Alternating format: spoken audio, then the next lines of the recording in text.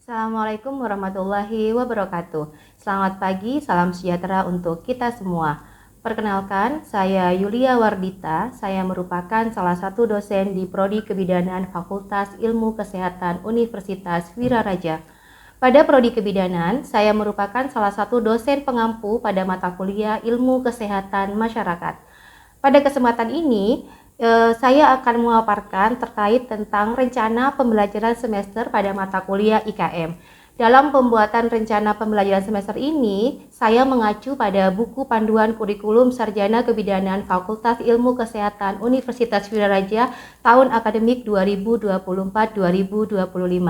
Adapun deskripsi singkat pada mata kuliah ini, mata kuliah ini memberikan kemampuan kepada mahasiswa untuk menguasai konsep kesehatan masyarakat, konsep epidemiologi, surveillance, isu, dan program kesehatan terkini terkait dengan kesehatan ibu dan anak serta reproduksi, pelayanan kebidanan di masyarakat atau di komunitas, advokasi, kemitraan, dan pemberdayaan untuk mendukung upaya-upaya kesehatan ibu dan anak, primary healthcare, pendidikan kesehatan dalam masyarakat, sistem jaminan kesehatan nasional, administrasi kesehatan masyarakat, dan institusi pelayanan kesehatan ibu dan anak, serta teknologi tepat guna yang berkaitan dengan kebidanan. Adapun capaian pembelajaran pada mata kuliah ini yang pertama adalah mahasiswa mampu merancang media komunikasi yang relevan termasuk penggunaan teknologi informasi. Yang kedua, mahasiswa mampu mempromosikan perilaku kesehatan yang dapat meningkatkan status kesehatan secara umum, kesehatan reproduksi, serta kesehatan ibu dan anak. Yang ketiga, mahasiswa mampu menganalisis konsep kegiatan fasilitas untuk ibu dan keluarga untuk melakukan pilihan asuhan yang mendukung keamanan, kenyamanan, dan kepuasan ibu dan keluarga. Adapun materi pembelajaran pada mata kuliah Ilmu Kesehatan Masyarakat, yang pertama adalah konsep dasar kesehatan masyarakat. Yang kedua, konsep epidemiologi dalam praktik kebidanan. Yang ketiga, screening dan pencegahan penyakit. Yang keempat, surveillance dalam praktik kebidanan yang meliputi jenis surveillance, komponen dan manfaat surveillance serta evaluasi sistem surveillance. Yang kelima itu adalah isu dan program terkini terkait dengan keadaan kesehatan ibu dan anak serta reproduksi. Kemudian yang keenam, pelayanan kebidanan di masyarakat atau di komunitas meliputi mulai dari perencanaan, pengorganisasian, pelaksanaan, monitoring dan evaluasi serta pencatatan dan pelaporan. Kemudian selanjutnya, advokasi, kemitraan, dan pemberdayaan masyarakat untuk mendukung upaya-upaya kesehatan ibu dan anak. Selanjutnya yaitu primary health care. Kemudian yang ke-9 yaitu pendidikan kesehatan dalam masyarakat. Yang ke-10 sistem jaminan kesehatan nasional. Selanjutnya administrasi kesehatan masyarakat, institusi pelayanan kesehatan ibu dan anak, serta teknologi tepat guna yang berkaitan dengan ilmu kebidanan. Referensi pada mata kuliah Ilmu Kesehatan Masyarakat ada beberapa yang saya pakai selain menggunakan bahan ajar tentang ilmu kesehatan masyarakat yang berkaitan dengan praktik kebidanan. Saya juga menggunakan pustaka penunjang, di mana pustaka penunjang itu menggunakan hasil penelitian maupun hasil pengabdian kepada masyarakat yang telah saya lakukan. Yang pertama adalah buku dengan judul Kebidanan dan Kesehatan Masyarakat. Yang kedua adalah merupakan hasil penelitian dengan judul Culture Nirmeniran on Improving the Nutritional Status of Toddler. Kemudian model prediksi kejadian stunting pada balita berdasarkan faktor personal ibu dan juga pola asuh. Kemudian selanjutnya, referensi yang selanjutnya adalah terkait tentang pendampingan keluarga dalam upaya pencegahan stunting di Desa Erlabu, Kecamatan Belutol. Mata kuliah ini juga memberikan dampak, baik dampak kepada mahasiswa maupun kepada masyarakat. Salah satu dampak yang dapat diterima oleh mahasiswa adalah yang pertama, mahasiswa itu mampu mengembangkan keterampilan analisis untuk memahami masalah kesehatan masyarakat dan mengembangkan solusi yang efektif. Kemudian dampak yang kedua bagi mahasiswa adalah mahasiswa mampu mengembangkan keterampilan komunikasi yang efektif untuk bekerja sama dengan masyarakat, tenaga kesehatan, dan pemangku kepentingan lainnya. Sedangkan dampak yang dapat dirasakan oleh masyarakat sejalan dengan yang telah saya lakukan pada penelitian dan pengabdian kepada masyarakat, yang pertama, Dengan dilakukan edukasi kepada masyarakat mampu melakukan tindakan pencegahan dan pengendalian terhadap kejadian stunting. Kemudian yang kedua, terbentuknya kader dalam rangka percepatan penurunan stunting, yaitu pendampingan terhadap keluarga yang berisiko mengalami stunting, kemudian pendampingan terhadap pola asuh dan tumbuh kembang anak, kemudian pendampingan terhadap konsumsi makanan tambahan. Adapun metode pembelajaran pada mata kuliah ini yaitu saya menggunakan small group discussion, kemudian discovery learning dan kontekstual. Sedangkan terhadap evaluasi dan penilaian pada mata kuliah ini saya menggunakan tes tulis, tes lisan dan kehadiran selama proses pembelajaran di kelas. Demikian yang bisa saya paparkan terkait tentang rencana pembelajaran semester pada mata kuliah Ilmu Kesehatan Masyarakat. Selanjutnya mari kita ikuti bersama video pembelajaran saya di kelas terkait dengan mata kuliah Ilmu Kesehatan Masyarakat. Terima kasih. Assalamualaikum warahmatullahi wabarakatuh. Assalamualaikum warahmatullahi wabarakatuh. Waalaikumsalam warahmatullahi wabarakatuh. Selamat siang. Apa kabar hari ini teman-teman? Baik. Masih semangat siang-siang ikut kuliahnya Ibu? Masih. Oke, kita ketemu lagi pada TM kedua. Jadi sesuai dengan RPS yang sudah Ibu berikan kemarin, hari ini kita akan membahas terkait tentang epidemiologi. Nah, kalau kita berbicara epidemiologi, saya Ibu ingin bertanya dulu, teman-teman sudah pernah mendengar kata epidemiologi atau belum? Belum. Oke, kalau belum kita bahas di sini ya. Epidemiologi itu berasal dari bahasa Yunani. Jadi ada 3 kata di sini yaitu epi, demos dan logia. Epi itu artinya tentang atau pada, kemudian kalau demos itu artinya penduduk, sedangkan logia itu adalah ilmu. Kalau secara harfiahnya artinya itu epidemiologi adalah ilmu yang mempelajari tentang penduduk. Tentang penduduk apa yang kita pelajari di sini? Nah, di sini epidemiologi itu secara etimologisnya adalah mempelajari terkait tentang peristiwa-peristiwa yang banyak terjadi pada penduduk. Peristiwa-peristiwa yang bagaimana? Jadi peristiwa-peristiwa itu adalah penyakit dan kematian yang sering ditemukan di penduduk. Kemudian yang kedua, epidemiologi itu adalah ilmu yang mempelajari distribusi atau ketersebaran masalah kesehatan, kemudian determinan dari peristiwa itu faktor-faktor yang mempengaruhi serta menerapkan ilmu tersebut untuk memecahkan masalah-masalah kesehatan. Dari sini kita tahu bahwa epidemiologi itu mempelajari terkait tentang apa? Yaitu distribusinya, penyebaran masalah kesehatannya, kemudian faktor-faktor yang mempengaruhi atau berhubungan terhadap terjadinya masalah kesehatan, kemudian selanjutnya bagaimana cara mengendalikannya. Kemudian di sini epidemiologi itu lebih berorientasi pada populasi yang meliputi proses penelitian, pencegahan, evaluasi dan juga perencanaan. Nah, dari arti-arti ini ada 3 komponen penting dalam epidemiologi. Jadi nanti teman-teman kalau belajar epidemiologi, hal yang ingin kita lihat itu atau hal yang ingin kita ketahui ada 3. Yang pertama frekuensinya atau besaran masalahnya. Kemudian yang kedua distribusinya atau penyebarannya seperti apa. Kemudian yang ketiga determinannya atau faktor-faktor yang berhubungan atau mempengaruhi terhadap terjadinya masalah kesehatan. Ya. Sedangkan penjelasan yang pertama terkait dengan frekuensi. Jadi frekuensi itu menunjukkan besarnya masalah. Teman-teman pasti sering mendengar begini. Misalnya angka prevalensi terjadinya stunting di Kabupaten Sumeneb sebanyak 300.000 balita atau 30.000 balita. Nah, angka-angka itu merupakan besaran masalah terhadap kejadian masalah kesehatan yang ada di penduduk. Jadi di sini bagaimana cara menemukannya? Yaitu dengan cara yang pertama menemukan masalahnya dulu. Setelah kita ketahui masalahnya baru kita melakukan pengukuran. Tujuannya apa? Tujuannya untuk mendapatkan angka. Jadi diingat kalau kita berbicara frekuensi kaitannya pasti dengan yang namanya angka atau statistik ya.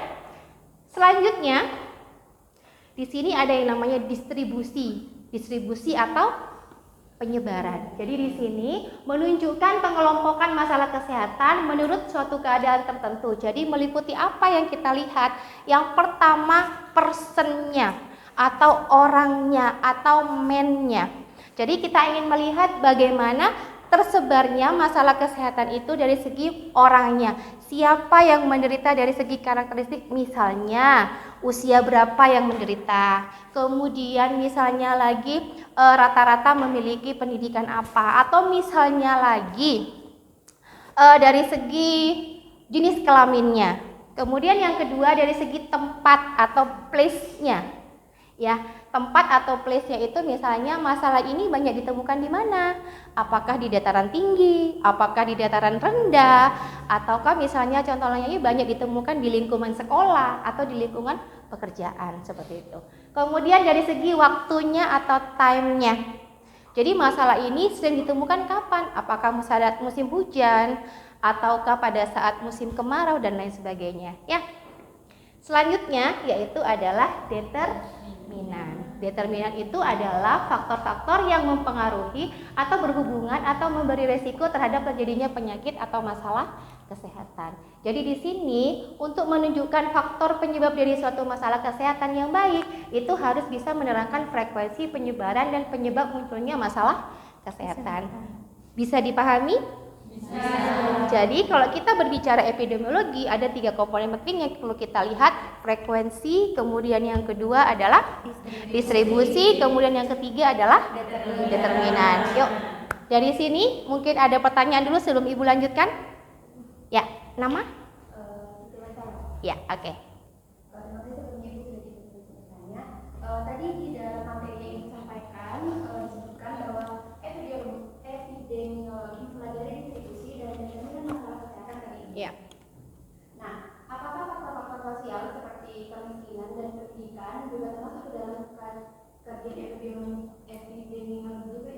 Iya, termasuk. Jadi determinan itu yang kita lihat itu tidak hanya dari faktor determinan biologis, tetapi dari determinan sosial dan juga lingkungan, misalnya kemiskinan, kemudian dari segi aspek ras, agama, adat, itu juga kita lihat. Jadi masuk terhadap dalam kajian epidemiologi juga. Terus seperti apa Ibu cara mengukur pengaruhnya terhadap masalah kesehatan ini? Jadi untuk mengukur determinan tersebut, misalnya saya kasih contoh ya, kemiskinan. Bagaimana cara mengukur kemiskinan? Jadi yang pertama dengan cara kita harus melihat misalnya jenis pekerjaannya, pendapatannya, kemudian terkait dengan pengeluaran terhadap bahan makanan atau bahan pokoknya, boleh. Jadi nanti setelah kita ukur, kemudian kita kaitkan antara hubungan antara determinan tadi dengan masalah yang terjadi di masyarakat. Kita analisis seberapa besar faktor tersebut atau determinan tersebut itu berpengaruh terhadap masalah atau kejadian yang ada di masyarakat. Oke. Ya. Saya lanjut ya. Selanjutnya yaitu adalah manfaat, ya. Manfaat epidemiologi itu adalah membantu pekerjaan administrasi kesehatan. Jadi epidemiologi sangat erat kaitannya dengan administrasi kesehatan. Jadi dengan kita tahu terkait dengan besarnya masalah, penyebaran, kemudian determinannya, di sini kita bisa menentukan rencana. Jadi planning, bagaimana cara untuk mengendalikan atau mencegahnya, bagaimana cara untuk mengatasinya. Kemudian dengan rencana yang sudah kita implementasikan, kita bisa melakukan monitoring. Jadi memantau apakah implementasinya benar atau tidak, kemudian melakukan evaluasi. Selanjutnya dapat menerangkan penyebab masalah kesehatan sehingga dapat disusun langkah-langkah penanggulangannya. Jadi dengan kita tahu faktor resikonya, kita tahu distribusinya, kita bisa melakukan langkah-langkah penanggulangannya. Kemudian yang ketiga dapat menerangkan perkembangan alamiah suatu penyakit. Jadi dengan ilmu epidemiologi kita bisa menjelaskan atau menerangkan bagaimana perjalanan penyakit mulai dari orang yang masih sehat sampai dia mengalami gejala, sampai akhirnya sakit, sampai akhirnya dia sembuh. Nah, kemudian selanjutnya dapat menerangkan keadaan suatu masalah kesehatan. Ada epidemi, pandemi, endemi, dan sporadik. Saya ingin bertanya, kira-kira apa sih bedanya antara epidemi, pandemi, endemi, dan sporadik? Yuk. Oke. Nama? Marisa. Oke, Marisa silakan dijawab. Saya mau jawab yang epidemi sama pandemi. Oke, silakan. Kalau epidemi itu suatu masalah kesehatan atau penyakit yang biasa terjadi di suatu wilayah yang frekuensinya meningkat di satu wilayah juga. Contohnya itu kayak flu burung yang hanya terjadi di Indonesia itu.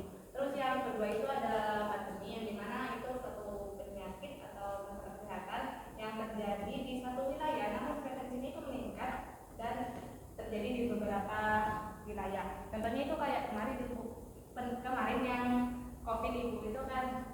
terjadi di Wuhan lalu menyebar ke negara lain. Oke. Terkait dengan endemi dan sporadik? Oke, silakan. Namanya siapa, Mbak? Namanya Rahmatillah. Oke, silakan.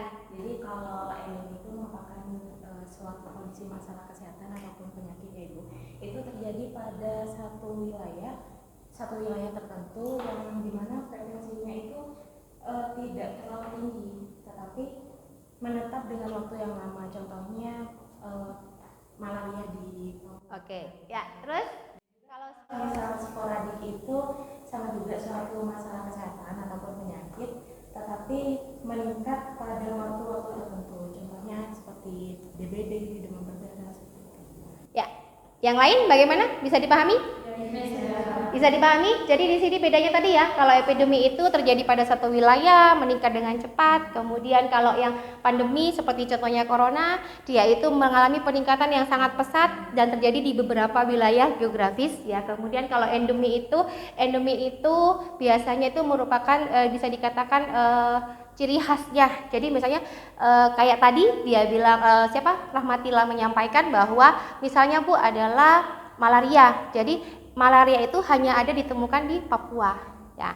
Kemudian sporadik dia meningkat pada waktu-waktu tertentu. Misalnya kayak DBD tadi meningkat pada saat musim hujan saja gitu ya.